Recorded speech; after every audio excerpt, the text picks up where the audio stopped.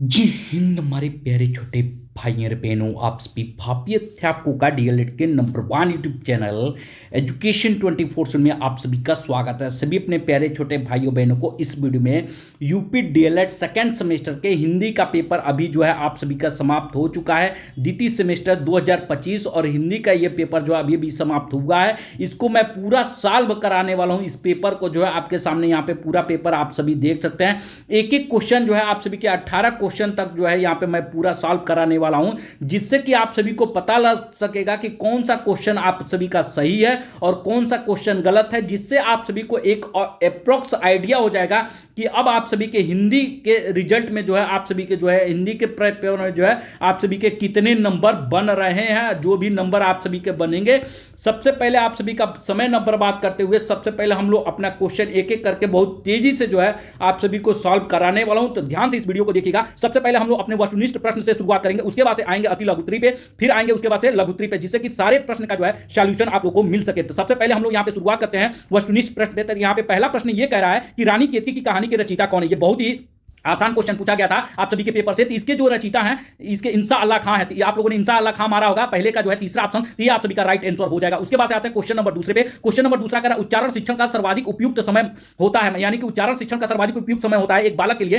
आप ही मान लीजिए, आप ही जो है आप विद्यालय में जाते हैं, तो आप सभी के लिए उच्चारण का सर्वाधिक उपयुक्त समय आप सभी के लिए कब होता है, कब उसका उच्चारण कर पाते हैं। इसका जो आप सभी का राइट आंसर हो जाएगा प्राथमिक स्तर पर हो जाएगा। ये भी बहुत ही आसान सवाल था। अगर आप बेसिक तरीके से भी लगाते तो आप अपना दिमाग पे थोड़ा सा जोड़ जाते तो आप सभी का यहाँ पे सही हो जाता। उसके बाद से आते हैं तीसरे क्वेश्चन पे। तीसरा यहाँ पे क्वेश्चन कर रहा है कि क्रिया के मूल रूप को क्या कहते हैं। क्रिया के मूल रूप को जो है क्या कहते हैं, इसको बताने से पहले मैं आप सभी अपने प्यारे छोटे भाइयों बहनों से बता दूं, मेरे द्वारा जो है यूपी डीएलएड संबंधित या पीएनपी कार्यालय संबंधित कोई भी अपडेट आती है तो सबसे पहले मैं अपने व्हाट्सएप ग्रुप के माध्यम से आप लोगों के साथ शेयर कर देता हूं। अभी तक आप हमारे व्हाट्सएप ग्रुप से नहीं जुड़े हैं तो इस वीडियो के डिस्क्रिप्शन और कमेंट में हमारे व्हाट्सएप ग्रुप का लिंक है, वहां से जाकर के ज्वाइन हो सकते हैं। अगर आप लोग को यूपी डीएलएड संबंधित, आप सभी के एग्जाम से संबंधित, आप सभी के रिजल्ट संबंधित, आप लोग को किसी भी प्रकार की कोई समस्या होती है तो वहां पे जाकर के आप हमसे डायरेक्ट वहां पे पूछ सकते हैं। आपके हर एक समस्याओं का समाधान करने का मैं प्रयास हमेशा करता हूं। बाकी आते हैं अपने तीसरे क्वेश्चन पे। तीसरा क्वेश्चन आप लोग को यहाँ पे पूछा था क्रिया के मूल रूप को क्या कहते हैं। क्रिया के मूल रूप को जो है धातु कहते हैं। अगर आपने धातु मारा होगा तो आप सभी का एकदम राइट आंसर हो जाएगा। उसके बाद आते हैं चौथे क्वेश्चन पे। तो चौथा क्वेश्चन यहाँ पे कह रहा है शब्द के आदि में जुड़कर अर्थ परिवर्तन कर देता है, यानी कि शब्द के आदि में जोड़ करके क्या अर्थ परिवर्तन कर देता है, उसे क्या कहते हैं, तो उसे जो है उपसर्ग कहते हैं। तो आप लोगों ने अगर उपसर्ग मारा होगा तो ये आप सभी का जो है राइट आंसर हो जाएगा। उसके बाद आते हैं अपने पांचवें क्वेश्चन पे। यहाँ पे पांचवा क्वेश्चन कह रहा है कि जो शब्द समान अर्थ देते हैं उसे क्या कहते हैं। जो शब्द समान अर्थ देते हैं, ये तो बहुत ही आसान सवाल था, आप चाहे होते तो आराम से इसको मार सकते थे। तो इसका राइट आंसर जो हो जाएगा समानार्थी, यानी कि समान अर्थ देने वाले को क्या कहते हैं, समानार्थी कहते हैं। उसके बाद आते हैं अपने छठे क्वेश्चन पे। यहाँ पे छठा क्वेश्चन अति लघुत्तरी में, अब अति लघुत्तरी शुरू करते हैं। छठा क्वेश्चन ये कह रहा है कि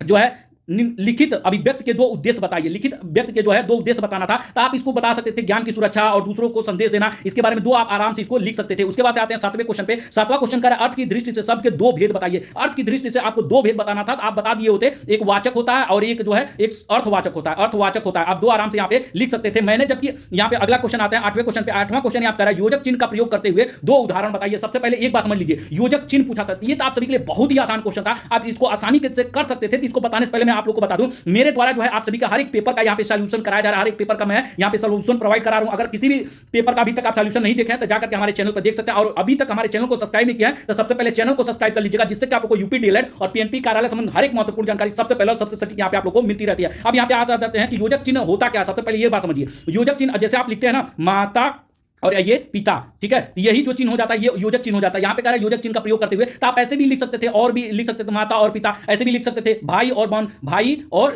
बीच में लगाते हैं ना ये डंडी, भाई और बहन, यही क्या हो जाता है, योजक चिन्ह हो जाता है। ये एक लाइन का सवाल था, आप आसानी से जो है इसको लिख सकते थे, बहुत ही आसान सवाल था। फिर आते हैं नौवें क्वेश्चन पे। नवा क्वेश्चन यहाँ कह रहा है भाववाचक संज्ञा के चार उदाहरण बताइए। भाववाचक संज्ञा के चार उदाहरण आप आसानी से लिख सकते थे। आप सभी जानते हैं दुख, आदमी दुख होता है किसी को तो वो भाववाचक में आ जाता है। प्रेम, क्रोध, घृणा, खुशी, ये सब क्या होता है, भाववाचक जो है संज्ञा के प्रकार हैं। तो आप मैंने आप लोगों को 5-6 बता दिया, आप इसमें से 4 ही आराम से आप लिख सकते थे। बाकी आते हैं अगले क्वेश्चन पे। 10वां क्वेश्चन कर रहा है पत्र लेखन की 4 विशेषता बताइए। पत्र लेखन की 4 विशेषता बताने से पहले मैं आप लोग बता दूं, आप लोग नीचे कमेंट करके बताइएगा कि आप सभी का जो है कितने नंबर का पेपर यहाँ पे सही हो रहा है, आप सभी का इस पेपर में जो है कितने नंबर बन रहे हैं। आप लोग कमेंट करके नहीं बताते हो तो कमेंट जरूर से जरूर करके बताइएगा कि आप सभी का पेपर कैसा हुआ और आप सभी का पेपर कैसा बन रहा है। उसके बाद यहाँ पे पत्र लेखन के बारे में देख लेते हैं। पत्र लेखन की 4 विशेषता, तो आप लिख सकते थे कि पत्र जो है सबसे पहले एक बात जानते हैं ना, संक्षिप्त में लिखा जाता है। ये नहीं कि पत्र एकदम विस्तृत लिखा जाए, तो ऐसा नहीं होता। पत्र जो है हमेशा संक्षिप्त में लिखा जाता है और उसमें स्पष्टता होनी चाहिए कि क्या उसमें लिख रहे हैं, ठीक है। उसके बाद से विशिष्टता भी होनी चाहिए कि इस पत्र की विशिष्टता क्या है, और किसी संगठन को आप पत्र भेज रहे हैं इसके बारे में भी आप लिख सकते हैं, या किसी फैमिली को, या जो है किसी कार्यालय को, इसके बारे में आप 4 विशेषता आप लोग लिख सकते थे। मैंने आप लोगों को 5-6 बता दी, आप आसानी से जो है आप 4-5 ऐसे लिख सकते थे। उसके बाद से आते हैं अपने यहाँ पे 11वें क्वेश्चन पे 11वां क्वेश्चन कर रहा है पंच परमेश्वर कहानी के लेखक का नाम बताइए और किसने लिखा था। और आप लोग को मैं ये भी बता दे रहा हूं कि पंच परमेश्वर कहानी के लेखक का नाम क्या है। उसको बताने से पहले मैं आप लोग को बता दूं, यूपी डीएलएड संबंधित आप लोग को कोई भी समस्या होती है, आप सभी के रिजल्ट संबंधित या आप सभी के परीक्षा से संबंधित, आप हमारे व्हाट्सएप ग्रुप से ज्वाइन होकर के आप वहां जाकर के आप हमसे डायरेक्ट वहां पे पूछ सकते हैं। तो अभी तक हमारे व्हाट्सएप ग्रुप से नहीं जुड़ा है, इस वीडियो के डिस्क्रिप्शन और कमेंट में हमारे व्हाट्सएप ग्रुप का लिंक है, वहां से जाकर के फटाक से ज्वाइन हो जाइए। पंच परमेश्वर कहानी के लेखक का नाम जो है प्रेमचंद है। मुंशी प्रेमचंद जो थे वही जो है ये पंच परमेश्वर कहानी के लेखक थे। और यह जो पत्रिका जो है स्वस्ति नामक पत्रिका आती थी, स्वस्ति नामक पत्रिका आती थी, उसी में इनका जो है यह पंच परमेश्वर कहानी जो है छपा था, पहली बार प्रकाशित हुआ था। तो अगर आप इतना भी लिख सकते थे, केवल उनका नाम लिख सकते थे, तो आपको 1 नंबर 100% मिलता। और अगर आप ये भी लिख दिए होते कि यह स्वस्ति पत्रिका में जो है प्रथम बार प्रकाशित हुई थी, तब तो एग्जामिनर एकदम खुश होकर के आपको 1 नंबर एक्स्ट्रा ही दे देता, क्योंकि आपने उसे 1 नंबर बढ़ा करके ही लिखा है। उसके बाद आते हैं अपने अति लघुत्री पे। अति लघुत्री क्या कह रहा है कि यहाँ पे देखिए अति लघुत्री में आते हैं। अति लघुत्री में क्या क्या पूछा गया है इसको मैं बता दूं कि यहाँ पे जो है 12 नंबर का क्वेश्चन है, कहानी शिक्षण की प्रमुख विधियां का उल्लेख कीजिए। इसको आप आसानी से लिख सकते थे, कहानी की क्या विशिष्ट प्रमुख विधियां होती हैं, कैसे कहानी लिखा जाता है। ये तो कोई मतलब कोई बड़ी चीज नहीं थी, आप इसको आसानी से जो है आप अपनी भाषा में जो है आप इसको इजिली इसको लिख सकते थे, इसमें कोई बड़ी बात नहीं थी। उसके बाद से आते हैं 13 नंबर क्वेश्चन पे, प्रथम स्तर पर कविता शिक्षण की उपयोगिता विधि बताइए। ये कहानी के बारे में आप लिख सकते थे, कहानी सुदृढ़ होनी चाहिए, आपको समझ में आनी चाहिए, उससे कोई शिक्षा मिलनी चाहिए, इसके बारे में लिख सकते थे।